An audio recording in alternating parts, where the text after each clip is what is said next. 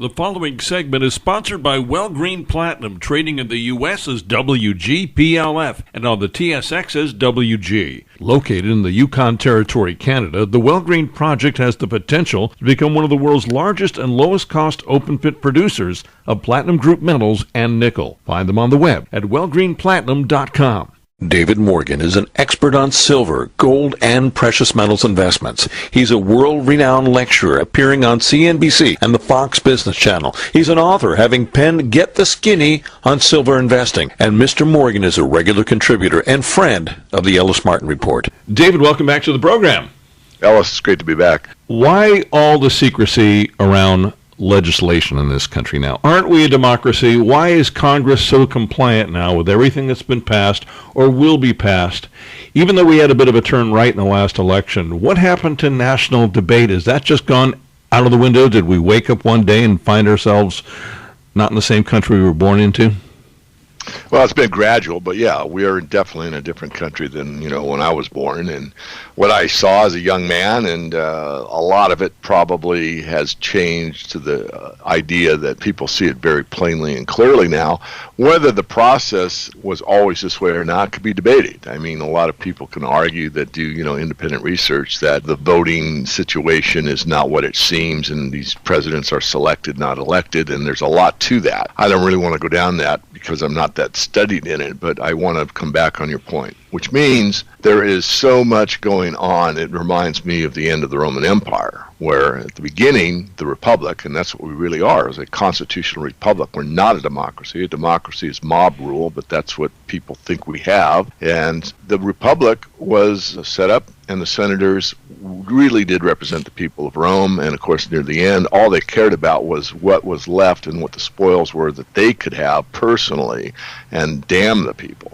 And that's pretty much what we're seeing now from the Congress critters and from the Senate. There's a few exceptions here and there, but the whole system is not working the way it was designed to work. That's a fact. Well, the Roman Empire and then the British Empire, and I guess any empire, collapsed into a bunch of, feudal nation states after a while, and then nation states. Are we headed to loosely connected republics again in the future of our world? Very great question. I really have thought about it quite a bit. And no one has an answer. I mean, there's so many possibilities. I think it'll be a combination of a lot of different things. But I think as central power actually degrades, the more they want to control everything and everyone, and certainly have the technology to do so. But they'll, one, get a lot of pushback. Two, if any of these non sequiturs come in, any of these black swans, you may see disruptions maybe in a state, like a California with the water situation. You might see it in a country. You might see it in two countries. There's a lot of variables, and with so many variables, what the equation will equal at the end is extremely difficult to determine. So let me get more specific. I think you'll find there'll be areas with SOCs, self-organizing communities. So for an example, if you have a banking crisis in a certain country and basically it isn't resurrected right away, or some people just opt out and do not turn in their old currency for the new or whatever, will organize themselves. So there'll be communities that are of like thinkers in certain areas. So that's one possibility. The other one is, of course, if the welfare status of whatever, be it the U.S. or be it other nation states that have equal systems, meaning that there's people that are on the entitlement situation and it doesn't buy what they need, or it stops, or it's intermittent, or any of those possibilities, then you'll see, and it's not just them, I'm not trying to single them out, this is just a specific point, is where you could see, pushback in the form of violence. And again, that could take place regardless. I mean, if you go back to the Arab Spring, everyone says it was, they want democracy, which is absolute, total, complete nonsense. That was because food costs were so high. That's what they were in the streets about. And that's direction is going. I mean, a lot of people aren't talking about this avian flu, which is this bird flu, which is killing huge numbers of the chicken population in the United States. Look it up, Google it. Don't take my word for it. Check it out. And so what that does is it affects two things. It affects chicken as a meat source and as an egg source. And eggs are still about the lowest cost protein source you can get. And chicken is cheaper than beef, etc. So this is a big concern, and you're not hearing much about it at all in the mainstream. So there's all kinds of issues that are coming together, and I do think that there will be disruptions, and I think the more or most important point is that the more the powers that be try to gain more and more power, the less likely it is to occur. I do think that they're losing a grip, and the whole idea is a very simple one, and it's one that most people say can't happen, won't happen, and that's that governments fail. And governments do fail. In fact, you outlined the Byzantine, the Mesopotamian, the Roman, the British. I mean, all empires have come and gone. In fact, digressing further, in the movie that I was in, the4horsemenfilm.org, if you type that into Google, the4horsemenfilm.org, you'll go and be able to watch the movie for free now. And, you know, I'm one of the people that were interviewed in the movie, certainly not a star by any stretch, but nonetheless, it's about empire. And that's a great movie to watch, to understand where we are, and to understand that they all fail. And also, if you have people that are kind of on the fence or don't believe any of this stuff, it's a good film for them to watch. It's a very well-made film. I know Dominic Frisby, that may ring a bell. In fact, I met him early on in one of my first trips to London, and honestly, Ellis, and I'm really going down a rabbit hole, but Dominic was a non-believer in honest money, and he was pretty much a statist and not a libertarian at all. And I'm not saying it was just me, but I think that the interview he did with me got him to think. He was open-minded enough to say, wow, this kind of makes sense. So I was one of his first interviews. He has written a book, Life After the State. I mean, he's become a complete libertarian. Not that everyone has to agree with my view or anything else. It's just that, you know, it was interesting to know him and see him, you know, do the voice of this movie I just mentioned and write books and see his change and see where his philosophy has gone. And, you know, I really like the guy for a lot of reasons, and not because he became a libertarian, but it's just interesting that the power of an idea is very, very powerful. So the power of the idea that we should be free, we want to be free, we don't want to be dictated to, we don't want to be controlled and listened on and all that for the vast majority. There's people out there that have been brought up in this environment that think,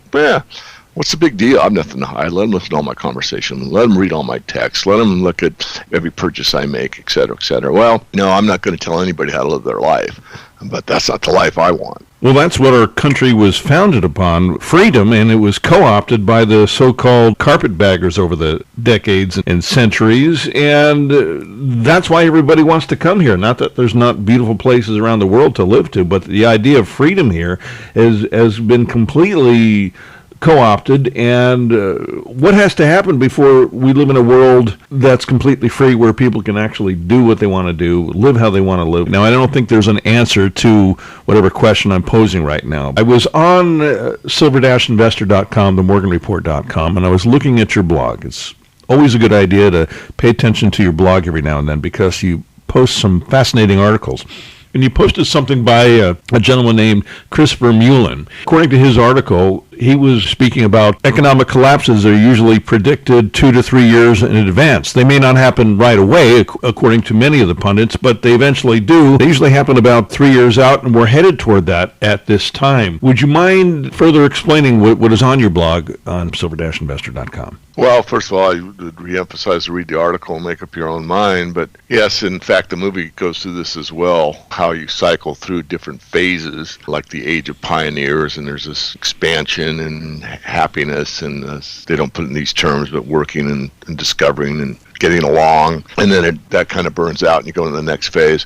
And what Chris is saying in this article is, you know, I can't really reiterate much better what you said. I mean, we're at a point in time where the collapse hasn't occurred yet, depending on how you measure it. I mean, I would be of the school that the collapse took place in 2008, and it was quote-unquote fixed, but it really hasn't been fixed. And here we are 7 years later, and we are in a situation that's only gotten worse. Everything that was wrong in 2008 has been increased, other than the real estate situation is not the bubble, but the debt bubble has expanded. And the biggest debt bubble, and the one that will take down a government, is the bond market. And that's the biggest bubble of all. The biggest bond market bubble is the United States market, the U.S. bond market. And we're already seeing interest rates start to move up, which means bond prices go down. And that will be the main reason you won't see a hyperinflation, in my view, is the reason that there's so much money in bonds. It dwarfs the equity market, so that you can take the whole stock market and fit it into the bond market several times, because the debt markets are just humongous. Not only government debt, which is the bonds, and the perception here is just, this is going right back to the Matrix. I mean, the idea being that a bond is the most secure investment that you can have. It's like bonds are better than gold. A lot of people believe that the U.S. bond is sacrosanct. That is the absolute safest place to put your money. And that is absolutely the most upside down, illogical lie in the universe. And here's why. The government that issues the bond will tell you that it's based on the full faith and credit of the fill in the blank, United States, Spain, Greece, whatever. Look at Greece. They can't pay their debt, and they don't have bonds. But the point is they can't pay their debt. And the U.S. bond market can't pay their debt either. So it's on the full faith and credit means it's the ability to extract everything out of their citizens and squeeze them to death in order to pay the debt for whoever holds the debt. Say, well, we owe it to ourselves. That's not true either. China owns a great deal of the debt. There's foreign nationals, there are other governments, and there are some people in the United States that own government debt, and you could say, yes, they owe it to themselves. In other words, they're Americans that bought American debt. But if you took everybody's ability to pay in the United States, in other words, took 100% of their income every year and let them starve, you just basically just took their lives more or less, I'm using this as a metaphor, would not be able to take care of the debt burden that already exists. So the government doesn't produce anything to pay the debt back. They rely on their citizens to pay it back. So the full faith and credit means the ability of all your neighbors to come up with $3 million instantly to pay that debt back. Now, the debt isn't going to be called due instantly, right? I mean, no one that holds a bond is all going to go to the window and say, I want cash for this debt. I want to cash it in. They're not going to rush the window at one time. However, it doesn't have to happen that way. In fact, it won't happen that way. What could happen, and most likely will happen, is that enough of it will be cashed out where there's sort of a run on the bank. There'll be China that wants to cash out so much of the U.S. debt, Russia, maybe Japan, and all of a sudden the interest rates start to go up and up and up because they have to give a higher interest rate in order to keep the system alive. And when that's the case, it kind of accelerates on itself. And the bond markets hold the key to the whole thing. And there's been no bond market, there's been no government-issued currency, no government-issued debt that has stood the test of time. But, gold coin worked in the Roman Empire and it works today. I mean, that's my point. So you want to get really truthful, really honest, really sincere, really look objectively and tell the truth. What you'll find is that gold and silver are the money that lasts eons. And there isn't any government that lasts eons. Again, going back to that movie I was in. So we are in a precarious situation. Chris did a good job of outlining it. Take a look at the article and think for yourself. Look at where you think we are. And what I like to say is I don't want to pound the table saying, buy gold, buy silver. That's all you've got to do, because it's a lot more complicated than that. I think everyone should own some. I think 10% is probably enough for most people. And the 10% is there a 10% chance that in the rest of your lifetime there will be such economic uncertainty that you'll be glad that you had the money of last resort? If the answer is yes, I think there's a possibility of 20%, and maybe you could go to 20% holding. But if you think it's unlikely, maybe go to 5% holdings. But I'm not saying 100%. Will this happen? It's inevitable that it will. The time frame is always difficult to get. I truly think that we're probably within 3 years. Again, look at Chris's article, and you can determine for yourself. And once you get the initial investment, I think you can really just kind of, try to relax. I mean, these are very interesting times. But just go about your life. I mean, you don't need to focus your whole life on finances. Finances are part of your life, but they're not total. I mean, people like me, that's my livelihood, so of course I spend more time there, but the average person doesn't need to. Well, if you want to collect anything, and people have many different hobbies and collections, why not collect something you may be able to use as barter someday, silver or gold, correct? Absolutely. The Ellis Martin Report is sponsored by Well Green Platinum. Wellgreen Platinum is a Canadian mining exploration and development company focused on the active advancement of its 100% owned Wellgreen PGM and nickel project toward production. A 2015 economic assessment shows the Wellgreen project, located in the Canadian Yukon, to be potentially the second largest PGM producer outside Southern Africa and Russia, with average annual production of over 200,000 ounces platinum, palladium, and gold, along with 128 billion pounds of nickel and copper from just 34% of the pit-constrained resource, making it possibly one of the largest in the world. Estimates show that once in production with assets near or at the surface, this low-cost producer may generate cash flow exceeding as much as $330 million per year. Situated along a major highway in a mining-friendly jurisdiction with an active market for PGMs and nickel, and with a strong management team, Wellgreen is certainly to be considered a candidate for your portfolio. Find them on the web at wellgreenplatinum.com. David, tell us about the Morgan Report. I will. One thing that I don't know if I've ever talked about in public is once you become a paid member of the Morgan Report, right at the top of the members only section, there's something that is called how to use the Morgan Report, because that's the most important thing, which means that's the first thing you should read. And you should read it a second time because it outlines why we structure the portfolio the way we do. It talks about your age and how much gold or silver you should own.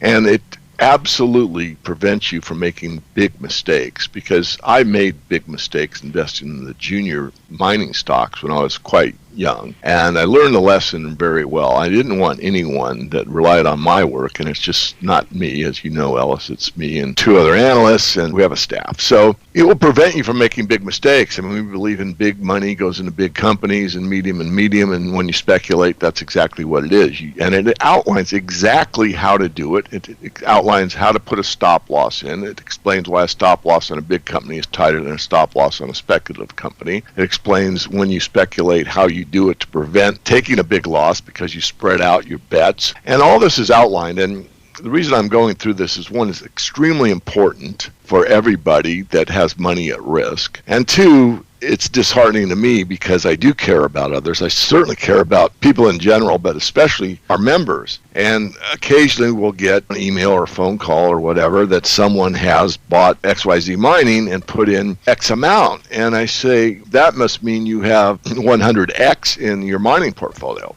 And, well, no. Well, did you read, how to use the Morgan Report? Well, yeah, I think I did, or whatever. Anyway, the point is that a lot of people, unfortunately, will overload on a speculative situation. Now, honestly, if you put a ton of money in the right speculation and it goes up 30-fold, you're going to be one happy camper. I mean, I won't deny that, but that's not the way to do it. If you get lucky and you're the 1 out of 4,000 and hits a home run, and the odds are probably worse than that, but that's what the statistics say, then you're the smartest guy that ever walked. But on the other hand, most people are going to lose way too much. So again, I'm really emphasizing this, Ellis, because how to use the Morgan Report. I mean, I put everything I possibly could into that, and I almost would love to make it a requirement. You signed up. You're now a member. You see the website. Most feedback we get is usually like, oh, wow, I had no idea you guys had this kind of material available to me for this price. I mean, there's so many special reports and all this stuff that comes with it. But the key is how to use it and how to use it properly. It is very difficult in my position to see someone make a big error when we specifically say that is not the way to do it. There are certain aspects of investing that really need to be integrated into the practice. It's not just theory. I mean, I've had guys that I wouldn't sell them the report because all they wanted was, well, like, what was my latest speculation? And I said, yeah, that's not what I'm about. It's not what the report's about. It's not going to benefit you or me. I mean, if it hits, then you're going to take credit for it. The thing about this business, this isn't true of everybody. In fact, most people are just really, really great. But there's always that small percentage that no matter what we do on our research base, they would have found that stock on their own anyway. They didn't need our help. But the ones that are losers, they never would have known about it without us. So, it swings both ways. It's like being a quarterback. When you're hot, you get more credit than you deserve. And when you're cold, you get more criticism than you deserve. And the message here, listening audience, is get an education. Go to the website, themorganreport.com, or same website, silver-investor.com. We've been speaking with David Morgan, the silver guru. David, thanks so much for joining us today on the program. Oh, it's my pleasure. Thank you, Ellis. I've been speaking with the silver guru, David Morgan. His website is themorganreport.com. Listen to the segment again on the homepage of our website, ellismartinreport.com, or download the entire Ellis Martin Report on iTunes. The preceding segment is sponsored by Green Platinum, trading in the U.S. as WGPLF and on the TSX as WG. Located in the Yukon Territory, Canada, the Green Project has the potential to become one of the world's largest and lowest cost open-pit producers of platinum group metals and nickel. Find them on the web at wellgreenplatinum.com.